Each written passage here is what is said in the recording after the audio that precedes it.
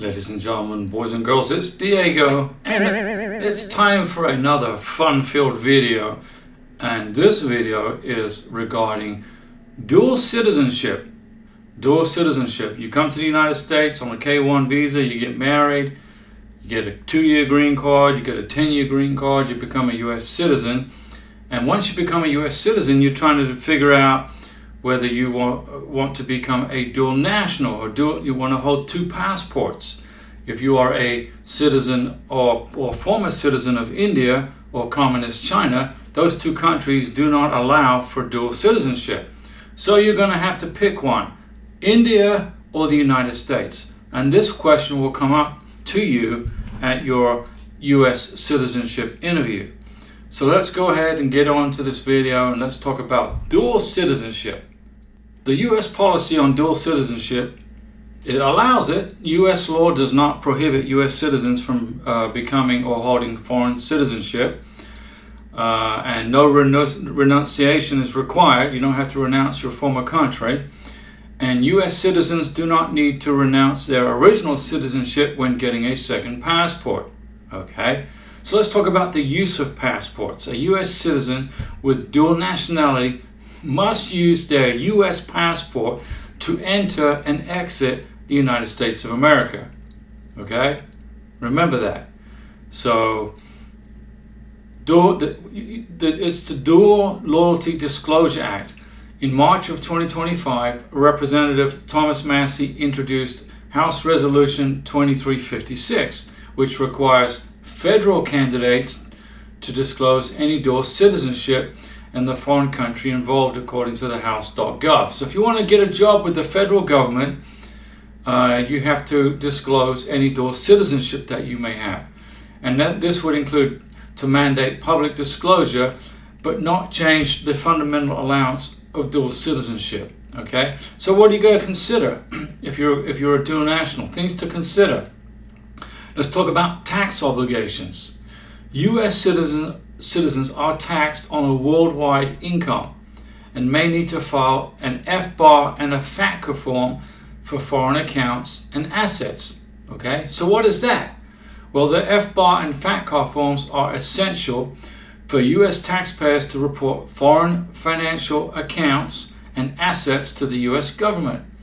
The FBAR, or the Foreign Bank Account Report, is filed with FinCEN and is required for U.S. persons with foreign financial accounts exceeding how much? $10,000 at any point during the calendar year. So if you're a dual national with 2 banks, a bank in America and a bank in the United States, you got to report this info. Now, FATCA, or the Foreign Account Tax Compliance Act, is filed with the IRS and is required for U.S. persons with foreign accounts and assets exceeding $50,000 at any point during the calendar year. Both of these forms are part of the U.S. government's effort to combat tax evasion and ensure transparency regarding foreign national accounts. Now let's talk about travel restrictions.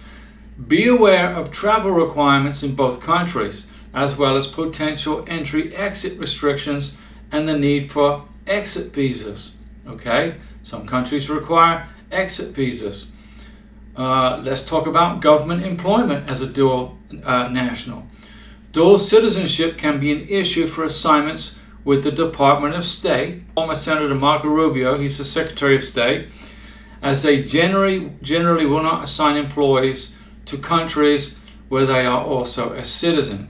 And if you are planning on joining the military as a dual citizen, don't be surprised if you get restricted on the jobs that you can apply for in the military and the security clearances that you can apply for while in the military. So that's it, folks. You can become a dual citizen. Once you become a U.S. citizen, you don't have to give up your old citizenship from your former country. But in my opinion, I would say just become an American. Just focus on the United States.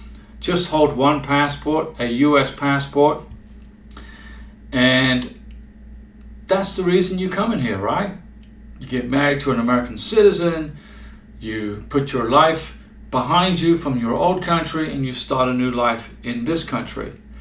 Thanks for watching the videos, ladies and gentlemen, boys and girls, and don't forget I do a live stream Mondays, Wednesdays, and Saturdays at 6 p.m. And also if you want to join as a member, it's $9.99 and you get my phone number and my email address, and you can call me and contact me whenever you want.